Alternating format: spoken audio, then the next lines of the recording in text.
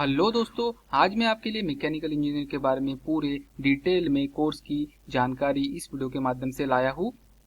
बहुत से बच्चे मैकेनिकल इंजीनियरिंग करना तो चाहते हैं, लेकिन उनको पता नहीं होता कि सिलेबस क्या होता है, उसके बाद एंट्रेंस एग्जाम कौन सी देनी पड़ती है। वही सब कुछ इस वीडियो के माध्यम से लाया हूँ। कुछ की पॉइंट्स बता देता हूँ, जैसे कि सिलेबस क्या रहता है, उसके बाद एंट्रेंस एग्जाम आपको कौन सी देनी होती है, और आपको कॉलेजेस कौन से अच्छे हैं जहाँ पर आप एडमिशन ले सकते हो। उसके बाद जॉब जॉब बहुत इंपॉर्टेंट होता है, कि जॉब ही तो आपको करना है या फिर बिजनेस। तो उसके बारे में भी पूरी डिटेल में आपको जानकारी दूंगा, लेकिन लाइक और सब्सक्राइब करना ना भूलिएगा। चलो तो स्टार्ट करते हैं। 10+2 के बाद मैकेनिकल इंजीनियरिंग करने के लिए आपको एंट्रेंस एग्जाम देना बहुत ही इंपॉर्टेंट होता है। उसी के बाद आपको एडमिशन मिलती है। उसके लिए ज्वाइंट एंट्रेंस एग्जाम यहाँ देख सकते हो। इसका मेंस आप अगर पास करते हो तभी आपको एडवांस में आपको एग्जाम देने का मौका मिलता है। अलग अलग कॉलेजेस अपने हिसाब से एग्जाम लेते हैं। जैसे हो गया यह बिट्स पिलानी है, इसकी डिटेल में आप बता देता हूँ।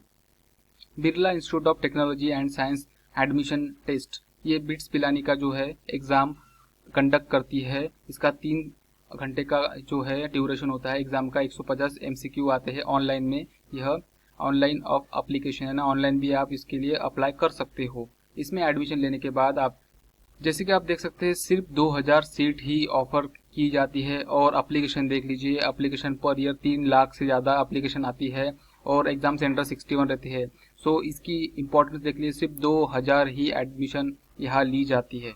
एलिजिबिलिटी देख लेते हैं। इनके खुद के कॉलेजेस होते हैं जहाँ पर आपको एडमिशन मिलती है। 75 मैक्सिमम मार्क्स आपको फिजिक्स, केमिस्ट्री और मैथमेटिक्स में 10+2 में रहने चाहिए। उसके बाद में एटलीस्ट 60% मार्क तो आपको फिजिक्स, केमिस्ट्री में और मैकेनिकल मैथमेटिक्स में होने ही जरूरी है, तभी आपको बिट्स पिलानी आपको एडमिशन देंगी।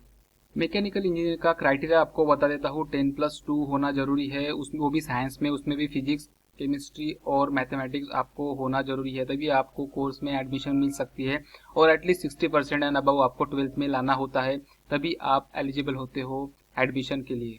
सिलेबस आपको बताता देता हूँ। सेमिस्टर वाइज होता है, 6 सेमिस्टर होते हैं। उसमें देख सकते हो, केमिस्ट्री आपको होती है, electrical science, mathematical 1, physics, chemistry laboratory, ये सब आपको जो है सेमिस्टर 1 में होता है। उसके बाद सेमिस्टर 2 में modern biology, introduction of computing, mathematical to engineering mechanics, उसके बाद physics, computer laboratory, basic electronics laboratory, physics, उसके बाद लेबोरेटरी वर्कशॉप, ये सब सेमिस्टर 2 में होते हैं।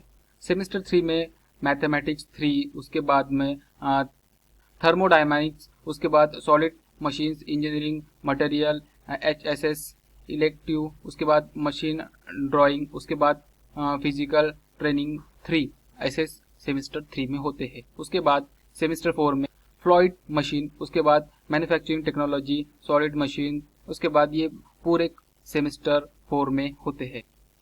सेमिस्टर 5 में कुछ विषय बता देता हूँ। Fluid machine, manufacturing technology, dynamic of machine, ये सारे सेमिस्टर 5 में होते हो। सेमिस्टर 6 में देख लेते हैं अप्लाइड थर्मोडायनामिक 1, उसके बाद मशीन डिजाइन, उसके बाद मैकेनिकल मेजरमेंट, उसके बाद heat and mass transfer control system, ये सब सेमिस्टर 6 में होते।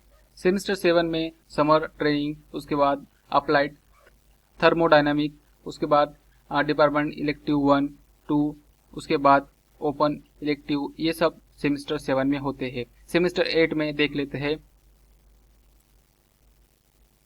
Industrial engineering and operational search, उसके बाद डिपार्टमेंट इलेक्ट्रिक 3, उसके बाद में 4, उसके बाद में HSS इलेक्टिव और प्रोजेक्ट 2, ये सब सेमिस्टर 8 में होते हैं।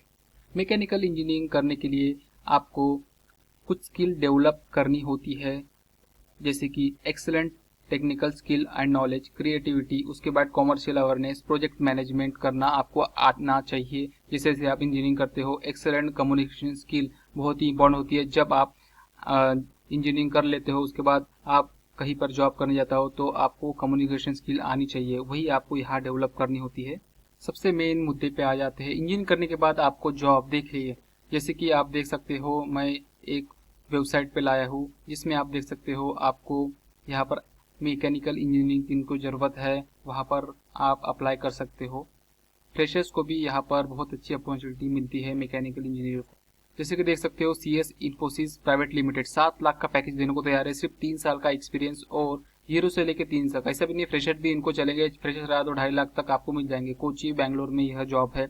ऐसे बहुत से जॉब आपके सिटीज में अवेलेबल होते हैं मैकेनिकल इंजीनियरिंग के लिए। कुछ कंपनियां आपको बता देता हूँ जो आपको जॉब देने को हमेशा तैयार रहती है, जैसे कि रेलवे हो गया, स्कॉट हो गया, उसके बाद हिंदुस्तान एरोनॉटिक लिमिटेड हो गया, भेल हो गया, NTPC हो गया, NHPC हो गया। उसके बाद बहुत सी ऐसी स्मॉल स्केल इंडस्ट्री भी है जो आपको मैकेनिकल इंजीनियरिंग के बाद आपको जॉब प्रोवाइड करती है, वो भी फ्रेशर्स को।